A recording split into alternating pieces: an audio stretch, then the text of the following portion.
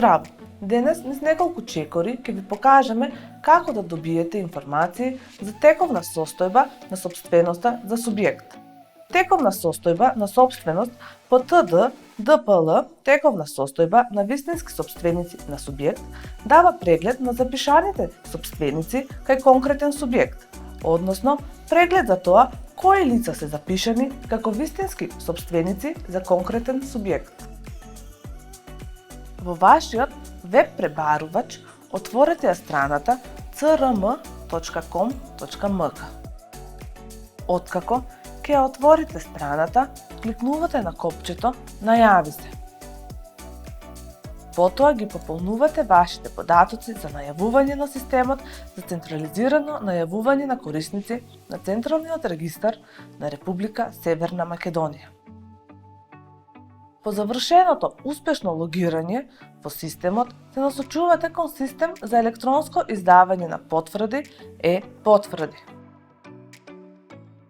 Ви се отвара почетната страна на системот за електронско издавање на потврди и ви се нудат неколку опции: ново барање, однесени барања, преземање потврди, извештаи за барања, извештаи за потврди и ја бирате соодветната опција за вас. Во нашиот случај ќе избереме ново барање и се отвара страна за креирање на барање. Од понудените опции ги бираме соодветните податоци, односно избираме од бирачкото мени од кој регистар ќе добиеме информација, па потоа го бираме видот на производот. А потоа го бираме начинот на преземање на документот, односно дали да е електронски или хартиен на шалтер да се подигне. Во нашиот случај бираме од регистар на вистински сопственици.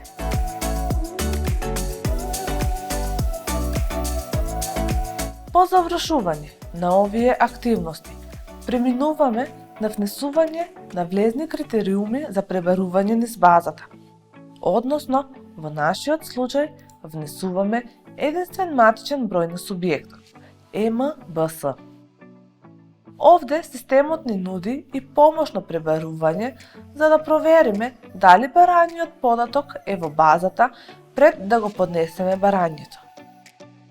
Потоа кликаме на копчето Зачувај, со што нашето барање оди во кошничката за плаќање. Доколку немаме други барања за креирање, одиме со кликање на Види кошничка во делот на преглед и плаќање на нашето барање. Доколку се точни нашите податоци, вршиме плаќање за барањето и одиме низ системот за плаќање.